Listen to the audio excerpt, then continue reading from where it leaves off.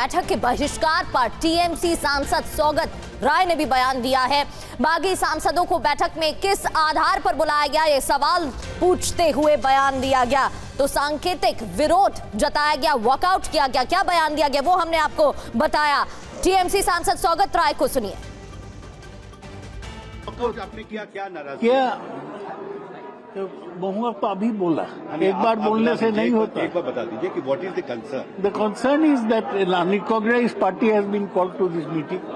A party which has not been recognized by the speaker, whose name does not appear on the website. There is no scope for a separate block. Why have they been invited by the parliamentary? बैठक में जा रहे हैं। वहीं कांग्रेस के राज्यसभा सांसद प्रमोद तिवारी से TV9 संवाददाता रजनीश रंजन ने बात की है, सुनिए।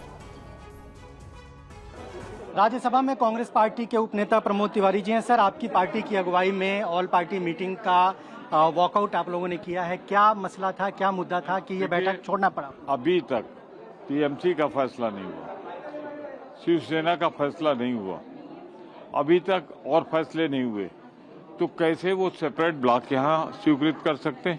इनको क्या अधिकार है? सरकार को क्या अधिकार है?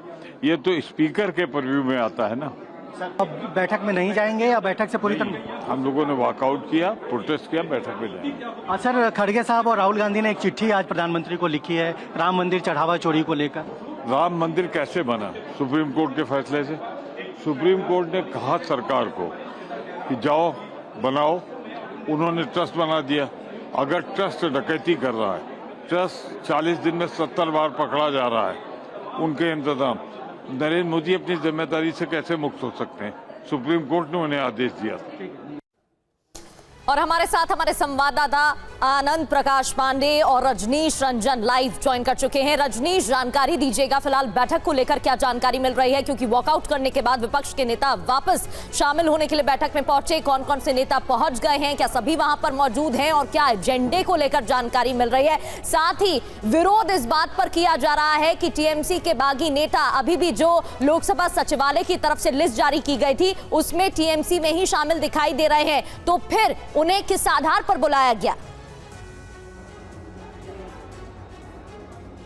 देखिए, बहुत सिंबॉलिक प्रोटेस्ट था, सांकेतिक विरोध था और कुछ ही मिनटों के लिए विरोध दर्ज कराया गया था और इसकी शुरुआत तृणमूल कांग्रेस की ओर से महुआ मोइत्रा ने की और उनका आरोप यही था कि जब लोकसभा सचिवालय की ओर से जो लिस्ट राजनीतिक दलों की जारी की गई है, अभी भी टीएमसी के आगे 28 संख्या लिखा हुआ और नीचे जरूर लिखा गया है कि इनमें से 20 सांसदों ने अलग बैठने की व्यवस्था मांगी थी, जिसे मंजूर किया गया है। यानी कि टीएमसी दो अलग हिस्सों में नहीं बटी है। टीएमसी एक राजनीतिक दल के तौर पर अभी भी संसद में 28 सांसदों का प्रतिनिधित्व कर रही है। इसके बावजूद एनसीपीआई नाम की राजनीतिक दल से खुद को जोड़ने वाले 2 सांसदों को यहां पर बैठक में अलग से क्यों बुलाया गया था, जबकि यह बैठक फ्लोर लीडर्स की होनी थी। इसमें राजनीतिक दलों के फ्लोर लीडर आते हैं, तो उन 2 सांसदों को यानी कि श्रुति बंदोपाध्याय और काकोली घोष दस्तेदार को क्यों बुलाया गया, यही विरोध था। और टीएमसी के इस विरोध का समर्थन कांग्रेस पार्टी ने किया, आम आदमी पार्टी ने किया, शिवसेना उद्धव ठाकरे ग्रुप के और तमाम जो दूसरी विपक्षी पार्टियां जो इंडिया गठबंधन का हिस्सा है वो सब बाहर आए। आनन फानन में उन्होंने बताया कि वो वॉकआउट कर रहे हैं, लेकिन थोड़ी देर के बाद ये पता चला कि वापस ये लोग प्रोटेस्ट करने के बाद संसद के भीतर जहां पे ये बैठक चल रही है राजनाथ सिंह की अध्यक्षता में, उसमें वो शामिल होने चले गए और लगभग तमाम लोग जो बाहर आए थे इंडिया गठबंधन के विपक्षी दलों के सांसद, वो सब इस वक्त बैठक में मौजूद हैं और बैठक अभी भी चल रही है। ठीक है, बहुत बहुत शुक्रिया आपका जानकारी देने के लिए।